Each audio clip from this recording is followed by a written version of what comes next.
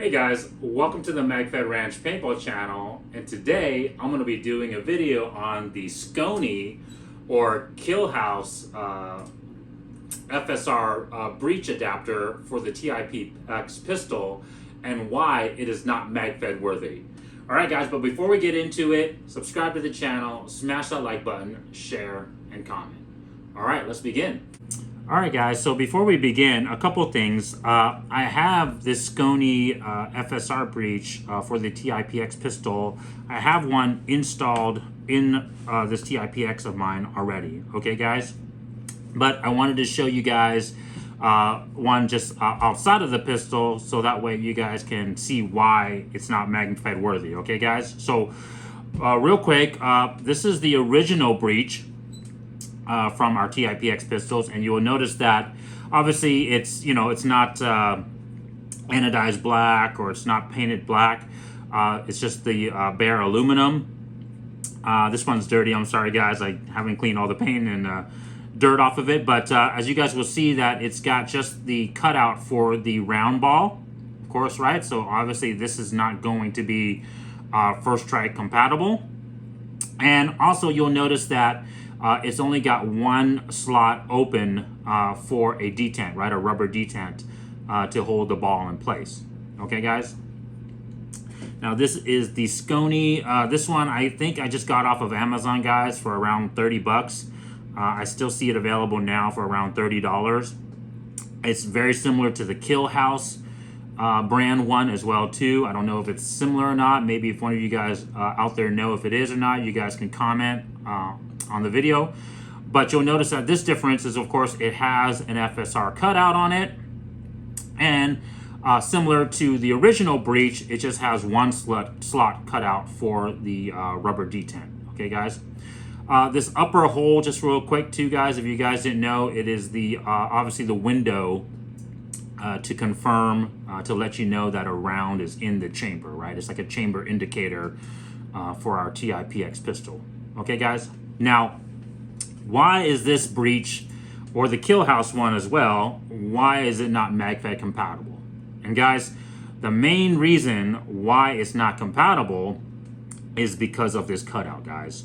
Okay, they just didn't cut it out either big enough, or they didn't bevel it, especially the rear of the cutout and the front of the cutout, to make the FSR round slide in and out smoothly of the breech. Okay guys, and so here I'll grab a FSR round to show you guys. So hey guys, I have an FS round here, and I'll show you guys what I'm talking about. If you look closely on the FS round, you'll notice that it has kind of like a manufacturing just imprint on the front of the round. I'm pretty sure this is where they filled this front section up with the paint, and of course this is where they sealed it. But if you guys notice that it created an edge, just a slight edge, but it's there on the front of the FS round, okay? And then of course on the the back of the FS round, you have our stabilizing fin collar, right? And you can just see how sharp that edge is, how straight it is. And of course, all the fins are sharp as well. And so just, any surface is gonna catch on that edge. And so these two edges in particular, okay guys?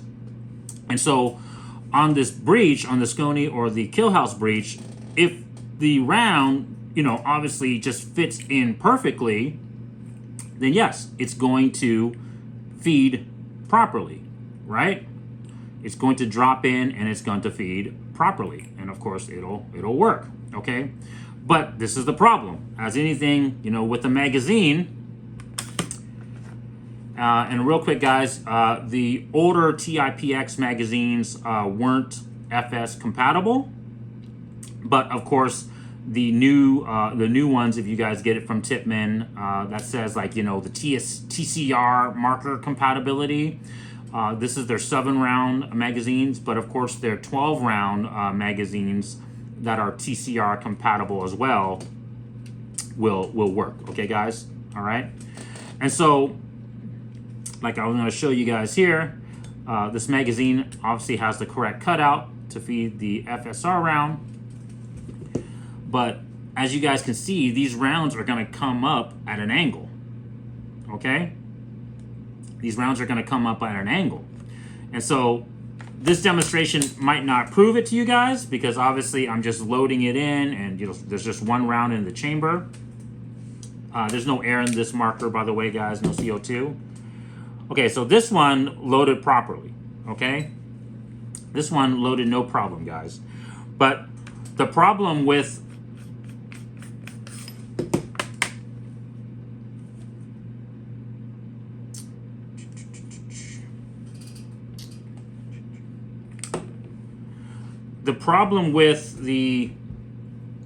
the round, when if you have multiple rounds in here, and just in general too, it's going to sometimes come up at an angle. As you guys can see here, when it's coming out of this magazine, you can kind of see that the angle at which it comes out of the magazines sometimes is not 100% perfectly straight. Okay, guys?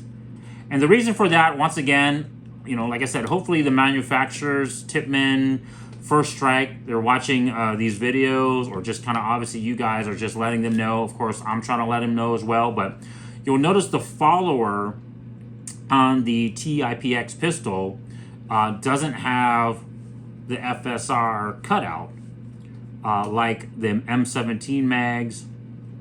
Okay, so the problem with that is because when the FSR sits on that follower, it can kind of tilt. All right, just very similar to the T15 mags. Okay, guys, and so that tilting action is going to make it not feed into the ramp smoothly. It might tilt one direction, it might tilt another direction, and because the cutout is not beveled or have slots for the FSR round, provisions for it, it might catch on this lip. Okay, guys, and so in testing, I've seen that. I've had jams, on multiple occasions during testing, and so it's just not reliable enough for me to say that this product is Magfed worthy. Okay, guys, I wanted to show you guys another product. This is the actual FSR breech from Tippmann.